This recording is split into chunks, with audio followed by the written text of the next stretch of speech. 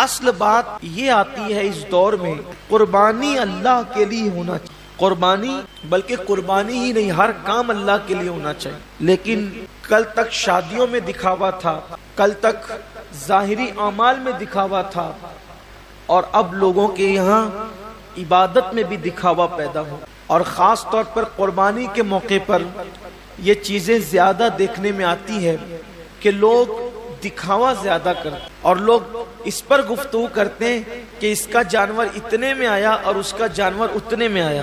آپ جانور کتنے کا لاتے ہیں یہ اللہ کے نزدیک اہم نہیں، آپ جانور کتنے کا لاتے ہیں یہ اللہ کے نزدیک اہم نہیں ہے، آپ جانور کیوں لا رہے ہیں یہ اللہ کے نزدیک۔ اس لیے کہ حدیث پاک میں آتا ہے کہ قیامت کے دن جب انسان کے اعمال کا دفاتر لے کر فرشتے اللہ کی بارگاہ میں پہنچیں گے تو ان کی نیکیاں بہت ساری ہوگی، اور فرشتے پیش کریں گے اللہ یہ کتنی نیکیاں لے کر کے آیا ہے؟ اللہ فرمائے گا فرشتوں تم نے صرف نیکی لکھی ہے کہ اس نے نیکی کی ہے، تمہاری نظر نیکی پر ہے، میری نظر نیکی کیوں کی ہے اس پر ہے، کیونکہ وہ علیم بذات الصدور ہے، وہ علیم و خبیر ہے۔ اللہ فرماتے ہیں کہ اس نے کیا کیوں ہے، اس پر میری نظر ہے۔ اے میرے فرشتوں اس نے نیکی تو کی ہے مگر میرے لیے نہیں کی ہے، اس لیے اسے گھسیٹتے ہوئے جہنم کے اندر لے جاؤ۔ انسان کتنا لگا رہا ہے یہ قیمتی نہیں ہے، کیوں لگا رہا ہے؟ للہ رب العالمین، اللہ کے لیے۔ ایک مقام پر قرآن کہتا ہے کہ اللہ کے بارگاہ میں تمہارا خون اور گوشت نہیں پہنچتا قربانی۔ سورہ حج میں اللہ کا ارشاد ہے کہ تمہارا گوشت اور خون اللہ تک نہیں پہنچتا، اللہ تک تو تمہاری دلوں کی نیتیں پہنچ، تمہارے دلوں کا تقوی پہنچتا ہے۔ میرے پیارے آقا صلی اللہ علیہ وسلم کے پیارے دیوانوں، آج کل قربانی الا ماشاءاللہ اس لیے بھی لوگ کرتے کہ گوشت گوشت تو ملنا ہی ملنا ہے، گوشت نے جانا کہاں ہے، گوشت جائے گا، گوشت تو کھانے، لیکن نیت تو اچھی کرو۔ ہمارے بزرگوں نے فرمایا کہ اعمال سیکھنے سے پہلے اعمال کی نیت سیکھا کرو، اس لیے کہ مومن کی نیت اس کے عمل سے افضل ہے۔ نیت المؤمن خیر من عملہ، مومن کی نیت اس کے عمل سے افضل ہے۔ آپ نے کبھی سوچا کہ ایک کافر 20 سال کفر کر رہا ہے پھر بھی وہ قیامت تک جہنم، 20 سال ہی نہیں بلکہ سال بھر بھی کفر کرے تو بھی جہنم، 6 مہینہ بھی کافر رہے تو بھی جہنم، اسی حالت پہ مرا تو جہنم میں، ایک دن بھی کفر کیا اور وہ کفر پہ مرا تو جہنم میں کیوں ہے؟ اور مومن ایک دن مومن ہے اور ایمان پہ خاتمہ ہوا تو جنت میں کیوں ہے؟ عمل کی وجہ سے نہیں بلکہ نیت کی وجہ سے۔ کافر کفر پر اس لیے مرا کہ جب تک زندہ رہتا کفر پر رہتا، اس لیے ہمیشہ جہنم میں نیت کی وجہ سے، اور مومن جنت میں اس لیے ہے کہ جب تک دنیا میں رہتا ایمان پر رہتا، ایمان پر رہنے کی نیت اس کو ہمیشہ جنت میں رکھ رہی۔ یہ انسان کی نیت کی اہمیت ہے کہ رہا تو ایک دن ایمان پر مگر نیت بھی ہمیشہ ایمان پر رہے گا، اس لیے ہمیشہ کی ایمان پر رہنے کی نیت اس کو ہمیشہ جنت میں رکھے گی، اور اس کو ہمیشہ کفر پر رہنے کی نیت اس کو ہمیشہ جہنم کے اندر رکھے گی۔ پتہ چلا کہ نیتوں پر اجر مل، تو آج مومنوں کو مسلمانوں کو نیت درست، جانور خریدو تو کتنا گوشت نکلے گا یہ دیکھ کر مت، بلکہ یہ اللہ کے نزدیک قبول ہوگا یا نہیں قبول ہوگا یہ دیکھ۔ آج گوشت ہی سب کچھ ہو گیا، اس لیے قربانی کی جو برکتیں ملنی چاہیے وہ برکتیں نصیب نہیں ہو رہی ہیں۔ آج میں تھوڑا سا اس پر گفتگو کرنا چاہتا ہوں۔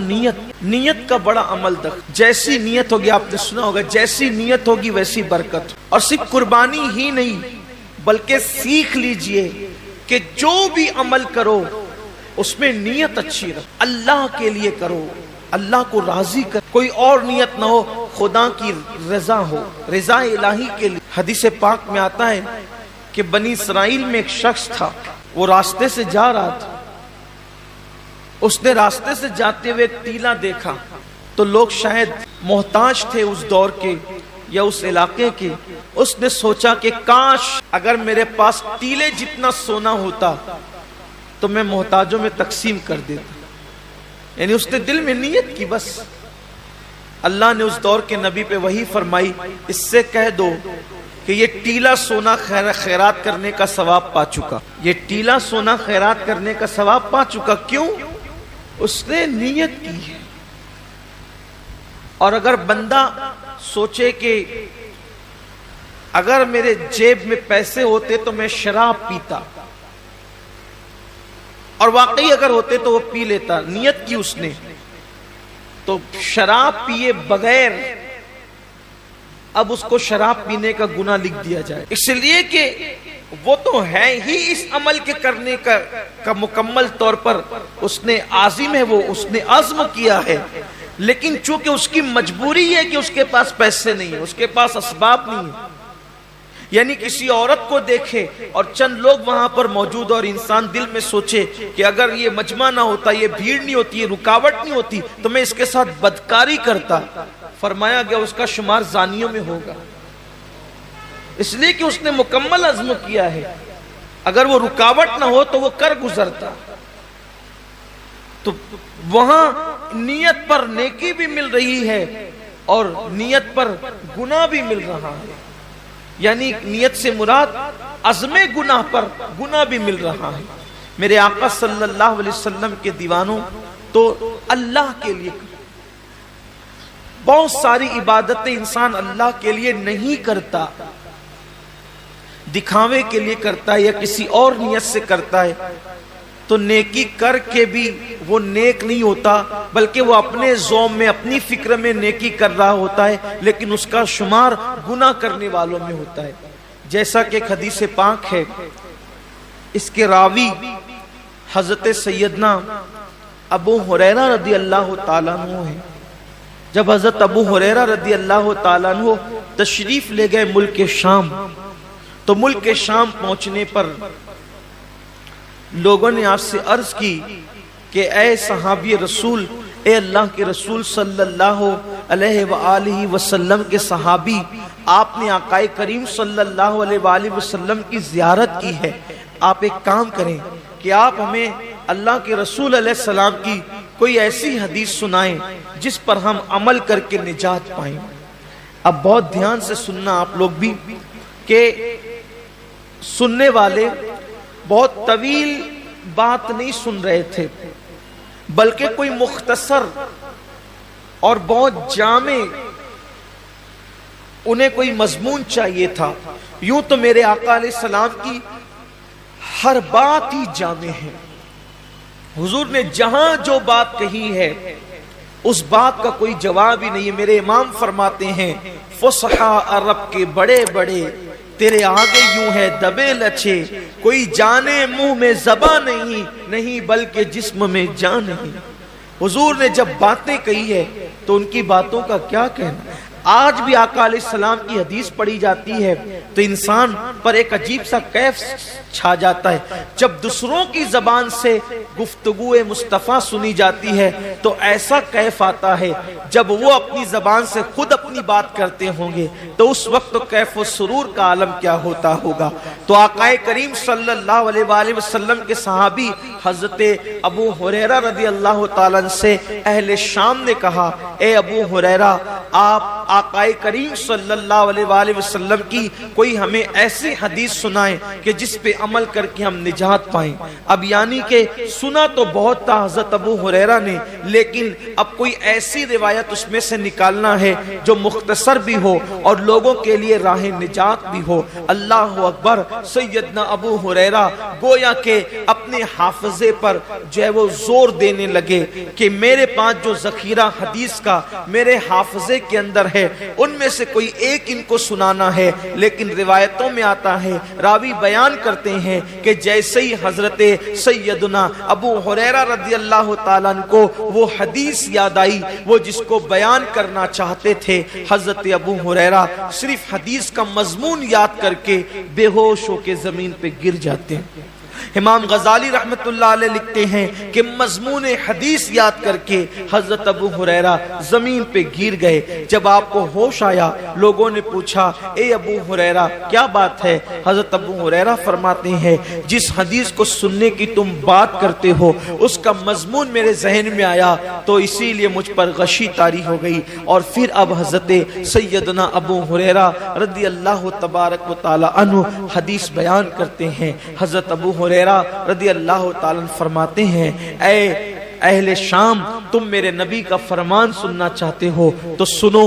قیامت کے دن کے بارے میں ہم سب کے آقا و مولا مصطفیٰ جان رحمت صلی اللہ علیہ وآلہ وسلم نے فرمایا کہ سب سے پہلے قیامت کے دن اللہ تعالیٰ 3 لوگوں کا حساب لے گا. قیامت کے دن سب سے پہلے کتنوں کا حساب ہوگا؟ 3 لوگوں کا. اور اللہ کے رسول علیہ السلام نے فرمایا کہ شہید جو شہید ہوا تھا یعنی جس نے جام شہادت نوش کیا تھا، شہادت سے بڑھ کر کوئی عمل ہو سکتا ہے؟ اس لیے کہ شہید وہ ہوتا ہے جس نے اپنی جان اللہ کے لیے ختم کر دی، یعنی جان ہی دے دی اس نے. شہید نے قربانی میں تو ہم جانور کی گردن پہ چھری چلاتے ہیں، شہید نے تو اللہ کے لیے اپنی گردن پیش کر دی. شہید نے اپنی گردن پیش کر دی. سب سے پہلے شہید آئے گا اور اللہ تبارک و تعالیٰ اس شہید کو اپنی نعمتیں یاد دلائے گا. اور نعمتیں یاد دلا کر کے اللہ تعالیٰ جب اس کو اپنی نعمتیں یاد دلائے گا تو پوچھے گا اے میرے بندے میں نے تجھے اتنی نعمتیں دی اب بتا تو نے میرے لیے کیا کیا؟ شہید عرض کرے گا مولا تو جانتا ہے کہ تو نے مجھے نعمت دی تو میں نے تیرے لیے اپنی جان قربان کر دی، گلا کٹا دیا، گردن کٹا دیا اور میں شہید ہو گیا، میں نے جان دے دی تیرے لیے. اللہ فرمائے گا تو جھوٹا ہے. اللہ فرمائے گا تو جھوٹا ہے، تو نے اس لیے گردن نہیں کٹائی تھی کہ میں راضی ہو جاؤں بلکہ تو نے اس لیے گردن کٹائی تھی تاکہ لوگ تجھے بہادر کہیں. لوگ تجھے بہادر کہیں. بہادر کہلانے کی وجہ سے تو نے یہ کام کیا تھا سو وہ لوگوں نے تجھے کہہ دیا اور میں نے تجھے بہادر کہلوا دیا. اس لیے آج تیرے لیے میرے پاس نہیں ہے کچھ اور تو نے جس کے لیے عمل کیا تھا اب جا کر کے ان سے صلہ حاصل کر لے. گھر کی فریج بھرنے والوں اور گھر کی فریج بھرنے کے لیے قربانی کرنے والوں یا لوگوں کی جھوٹی شہرت کے لیے قربانی کرنے والوں ذرا ہوش کے ناخون لو. یہاں تو جانور کی گردن پہ چھری ہے، وہاں تو اس نے اپنی گردن کٹائی. اللہ فرمائے گا تو جھوٹا ہے، بہادر کہلانے کے لیے شہید ہوا تھا، جس کے لیے تو نے یہ کام کیا تھا جا کے ان سے صلہ حاصل کر. آج تیرے لیے میرے پاس کچھ نہیں ہے. اور اللہ فرشتوں سے کہے گا اس بدبخت کو گھسیٹ کر کے جہنم میں لے جاؤ. میں یہ نہیں کہتا کہ قربانی کا گوشت گھر میں رکھنا جائز نہیں، پورا بھی رکھ سکتے ہو، لیکن اللہ کے لیے تو کوئی قربانی کرے.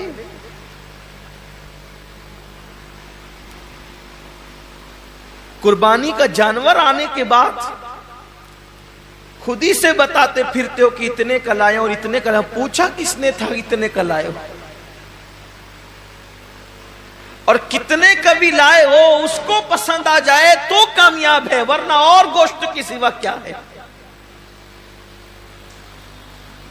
اس کا چرچا مت کرو کہ آپ قربانی کتنے کی کریں، اس لیے کہ کبھی کبھی وہ بہت چھوٹوں کی بھی قبول کر لیتا ہے، بہت چھوٹی قربانیاں بھی وہ قبول کر لیتا ہے، وہ بہت بڑی بڑی بھی رد کر دیتا ہے. اللہ کے رسول صلی اللہ علیہ وآلہ وسلم نے ایک جنگ کے موقع پر صحابہ سے فرمایا کہ آج اسلام کو پیسوں کی اور چندے کی ضرورت ہے، سو لاؤ. اللہ نے جس کو جتنی حیثیت دی. ایک بوڑھی عورت کو پتا چلا کہ اللہ کے رسول نے اسلام کے لیے کچھ طلب فرمایا ہے تو اس نے ایک یہودی کے گھر جا کر اس سے کہا کہ چند سیر کھجورے مجھے قرض دے دے، میں تجھے لوٹا دوں گی چرخہ کاٹ کے. اور جب وہ کھجوریں لے کر کے آئی تو سرکار کے ہاتھوں میں دے دیا. اللہ کے رسول نے فرمایا کہ جتنا یہ ڈھیر لگا ہے نا چندے کا، اس کی 2 کھجوریں سارے ڈھیر پہ رکھ دو.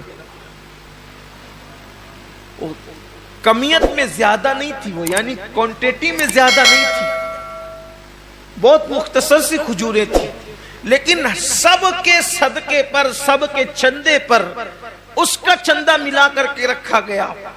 پوچھا گیا یا رسول اللہ سب کا ایک ایک جگہ رکھا اور اس کا سب پر پھیلا دیا. حضور نے فرمایا اس بڑھیا کا اخلاص اتنا ہے کہ اس کے صدقے میں اللہ نے سب کا قبول کر لیا ہے.